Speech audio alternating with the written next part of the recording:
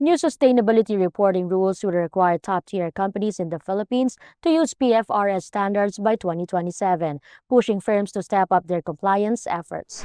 To know what this means for businesses, we are joined by Joseph Acabo of ESGpedia and Kay Ganisan Colin Develu of Deloitte Southeast Asia. Let's start with you, Joseph. How ready are Philippine firms for these stricter ESG requirements? The answer to that is 2 points, right? The first one would be the tier one companies, listed companies in Philippines. They are ready. They have been reporting since 2019. Their challenge is a little different from tier two, right? But tier one is ready. Some tier two are ready as well, but they need more resources, and so also are faced with different challenges. But in general, they are ready for adopting PFRS standards. So the question is whether the Philippines companies are ready to implement the new standards, what we call this IFRS, ISSB standards. I guess it's just like any other countries within the region, Southeast Asia. Most of the large companies in Philippines, even some of the banks, I think more or less they are ready to implement these standards, especially if you look at the way that those companies have been issuing their sustainability reports in the past. Obviously, they've been using certain standards such as GRI and TCFD standards. But moving forward, of course, the implementation of IFRS S1 and S2 will require a bit more detail, a bit more comprehensive, disclosure. And I believe with the past experience that those large companies have already experienced it in the past, I believe they are ready to implement these standards. With the 2027 reporting deadline, what challenges do companies face in meeting this? In terms of challenges, I will say it's just like any other, companies around the region. First of all, in terms of the data availability and the quality itself, it's quite common that when you first starting to implement the standard, the data collection process itself could be a bit difficult, comprehensive process, where it requires support from many stakeholders within the company and also within your value chain. Take example, if it's in Philippines, there's a high possibilities most of the supply chain could be from the SME sector. Right? And when you're dealing with those SMEs, business owners, obtaining data, especially the quality data, might be a big challenge for these companies. So that could be one, which is quite similar, I would say, in when you compare with the challenges being faced by other countries in the region. But I guess above that, if you look at the capacity and the capability of the personnel within the companies, it needs to be improved. Obviously, there are a lot of capacity building program have to be implemented in order to prepare them for this reporting disclosure requirements.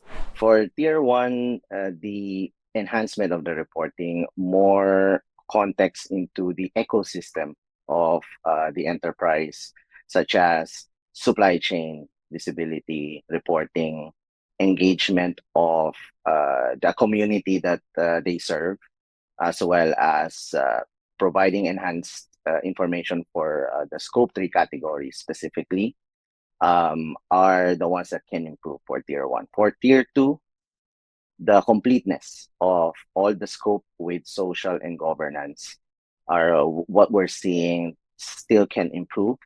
And of course, the tier three and non-listed or large non-listed are still in the infancy stage in terms of reporting. And so their challenges are more capacity building, awareness, and the tools and process in place. Now, what benefits can stronger sustainability reporting deliver? The sustainability reporting is seen as the disclosure for what impact of the enterprise would give for the community, or meaning what are the impact of that enterprise to all the entire ecosystem that they serve, right? And so that means investors are looking at these reports and not really just deciding on the report, but one of the criteria that investors, specifically foreign investors, are looking at these reports to see what impact these companies could do for the community, and therefore investments are worth doing at, right? So the sustainability reporting indirectly affect the investments flowing in. That's number one.